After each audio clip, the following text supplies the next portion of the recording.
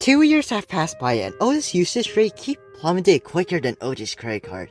So what happened in these 2 years, and how did Otis reach to his current state? Well, to find it out, we'll be totally borrowing OJ's time machine and going through Otis' history. July 4, 2022. The DFC Brawl days. Otis, who used to be a chromatic, was released on this day, but only with his first gadget and star power. We'll mention the other ones later in the video.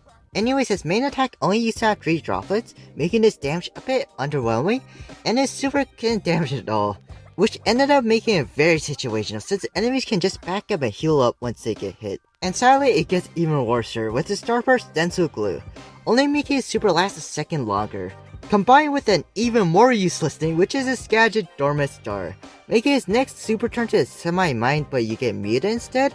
Honestly, you have a better chance of landing your super manually than keeping it as a trap. So Otis was quite an underwhelming brawler in release, but still kinda decent. And the only incentive to buy this brawl pass was only for his Fair Otis skin. But if you thought this wouldn't get worse, well, it does.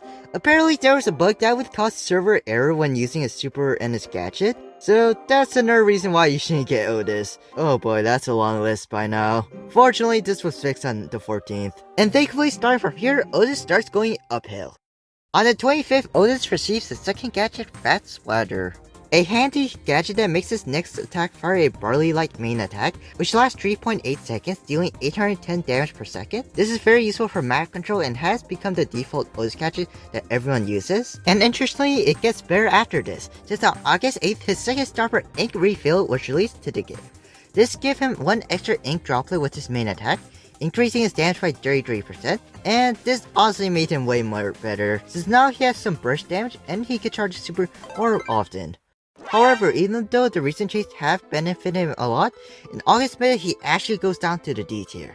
Now this is due to O's super being way too situational still, and it got worse as players got better at backing away when they're muted, completely being the purpose of his super and Otis as a brawler. So now the dev team really need to bring some changes for Otis, so for the next few months that's what happened. On the 31st this month they fixed the bug. Time to move to the boombox groove. Made his first gadget easier to use, and brought the true silver and gold skins, which barely changed anything. So let's go forward a bit to September 19th, where they decide to gamble it all. Either Otis will be broken or strong with these changes they brought. Now after these changes, Otis will now deal 340 damage per second, he got a 9% damage buff for his main attack per ink drop, and later on the epic supercharged gear was released, making it easier to get his super. So this practically made him turn to the second best brawler in the game. The damage from his super makes it way better in much more situations, since his super can now leave enemies in really bad spots. Ever since then, Otis has turned to an amazing tank and assassin counter. And this was the same story in December's meta, even though he did get the following nerfs on the 12th, a 4% damage nerf, and he requires 13 projectiles instead of 12 for his super, but he was still good at shutting down brawlers after that, especially the aggressive ones like Chester and Gray in this meta. So 2022 ended amazing for Otis, but how would 2023 shape out?